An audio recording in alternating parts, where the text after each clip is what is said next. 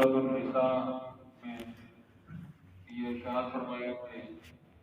یتیموں کے جو حق ہیں وہ ان کو ادا کرو اور کسی طور پر بھی یتیموں کا حق نہ مارو، ان کے اموال انہیں ادا کرو، ان کے مال اپنے مالوں کے ساتھ ملا کر مت کھاؤ، اور خبیث کو طیب کے ساتھ مت بدلو۔ یہ نہیں ہے کہ کوانٹٹی پوری کر دیں، کوالٹی کے اندر فرق کر دیں، جو اچھی جائیداد ہو اپنے پاس رکھ لیں اور جو صحیح نہیں ہے وہ ان کو دے دیں۔ اس طرح نہ کرو، پورا حق جو ان کا بنتا ہے وہ انہیں ادا کرو۔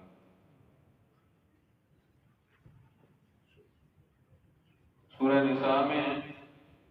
وراثت کا جو مسئلہ ہے اسے واضح کر دیا کہ اللہ رب العزت نے جو وارثین ہیں ان کو بھی متعین کر دیا ہے کہ یہ وارث ہیں، اور اللہ رب العزت نے ان وارثوں کے حصے بھی مقرر فرما دیے ہیں کہ ان کے حصے بھی یہ ہیں، لہذا کوئی 1/3 کے علاوہ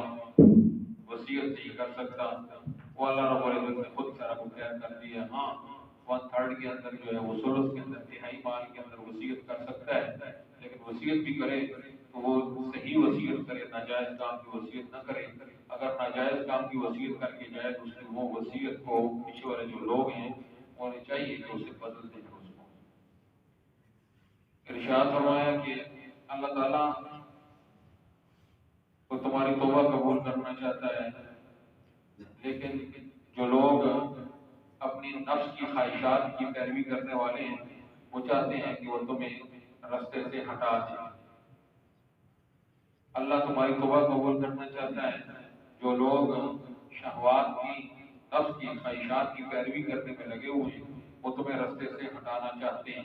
لہذا اس بات کی طرف توجہ رکھنا کہ کون لوگ ہیں جو تمہیں حق کے راستے سے ہٹانا چاہتے ہیں، اس کو انہیں جان کے رکھنا چاہیے۔ فرمایا ان تجتنبوا کبائر ما تنہون عنہ نکفر عنکم سیئاتکم، اگر کبیرہ گناہوں سے تم بچتے رہو تو جو چھوٹے تمہارے گناہ ہیں جو کہ اربوں خربوں کے لحاظ سے ہوتے ہیں، فرمایا وہ گناہ تمہارے معاف کر دیں گے۔ کبیرہ سے بچنے کی اچھے طریقے سے کوشش کرو کہ کبیرہ نیت کے ساتھ کبیرہ سے بچنے کی کوشش کرو، اللہ نے فرمایا باقی گناہ میں تمہارے معاف کر دوں گا۔ والذین ينفقون اموالهم رئاء الناس، ارشاد فرمایا کہ مال اللہ کے راستے میں خرچ کرو، لیکن اس میں اس بات کا ذہان ملحوظ خاطر ہونا چاہیے کہ کسی صورت میں ریاکاری کا پہلو نہ آئے، کیونکہ ریاکار جو ہوتا ہے ولا یؤمن باللہ ولا بالیوم الآخر، اس کا نہ تو اللہ پر ایمان ہے نہ آخرت پر ایمان ہے۔ ریاکار مومن نہیں ہے۔ ریاکاری کو حضور صلی اللہ علیہ وسلم نے شرک قرار دیا۔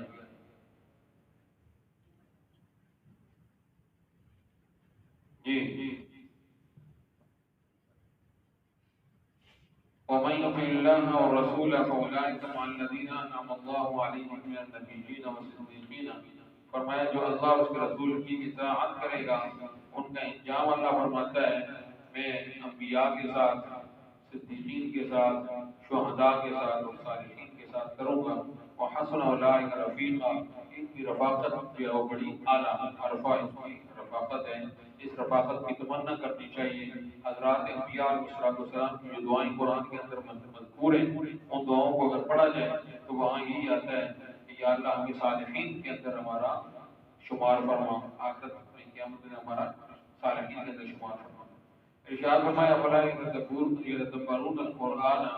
یہ لوگ قرآن کے اندر غور و فکر کیوں نہیں کرتے؟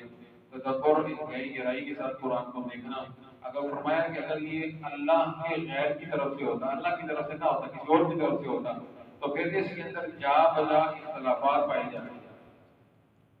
یعنی جو واقعہ بیان کیا گیا، جو چیز بیان کی گئی وہ حقیقت سے ہٹا ہوا ہوتا۔ اس کے الفاظ جو ہیں وہ کلام کے جو الفاظ ہیں وہ کلام اپنی جامعیت کے اعتبار سے، اپنی اصل کے اعتبار سے درست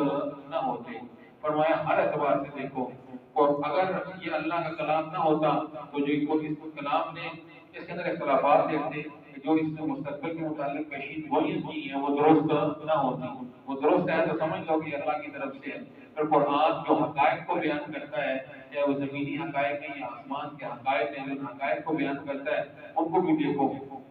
اللہ تعالیٰ نے زمین کی سائنس کو بھی بیان فرمایا ہے اور فلکیات کو بھی بیان فرمایا ہے، فرمایا اس کو بھی پرکھ لو کیا یہ درست ثابت ہو رہا ہے یا کہ نہیں ہو رہا، یہ درست ثابت ہو رہا ہے تو سمجھ لو اللہ کی طرف سے ہے، مخلوق کی طرف سے نہیں ہے۔ ارشاد فرمایا من یشفع شفاعۃ حسنۃ یکن لہ نصیب منها،